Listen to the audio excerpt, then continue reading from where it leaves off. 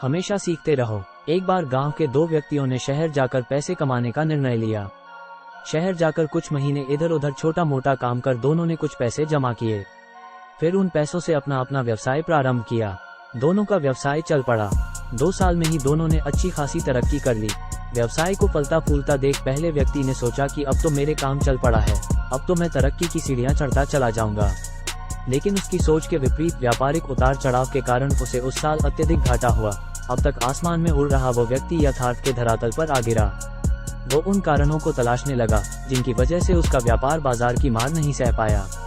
सबने पहले उसने उस दूसरे व्यक्ति के व्यवसाय की स्थिति का पता लगाया जिसने उसके साथ ही व्यापार आरंभ किया था।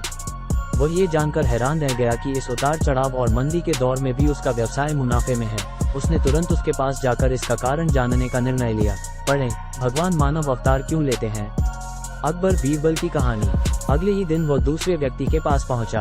दूसरे व्यक्ति ने उसका खूब आदर सत्कार किया और उसके आने का कारण पूछा।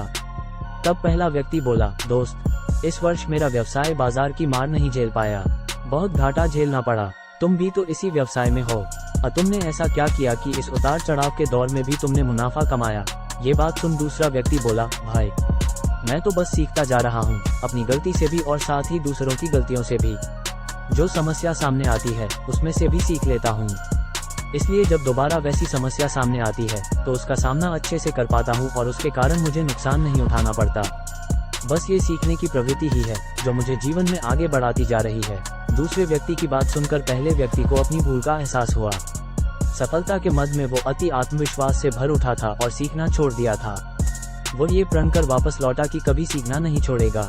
उसके बाद उसने कभी पीछे मुड़कर नहीं देखा और तरक्की की सीढ़ियां चढ़ता चला गया। सीख दोस्तों, जीवन में कामयाब होना है तो इसे पाठशाला मान हर पल सीखते रहिए।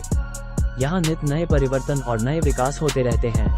यदि हम स्वयं को सर्वज्ञता समझने की भूल करेंगे तो जीवन की दौड़ में पिछड़ जाएंगे, क्योंकि इस दौड़ में जीतता वही है जो लगातार दौड़ता रहता है। जिसे दौड़ना छोड़ दिया उसकी हार निश्चित है। इसलिए सीखने की ललक खुद में बनाए रखें, फिर कोई बदलाव, कोई उतार चढ़ाव आपको आगे बढ़ने से नहीं रोक सकता।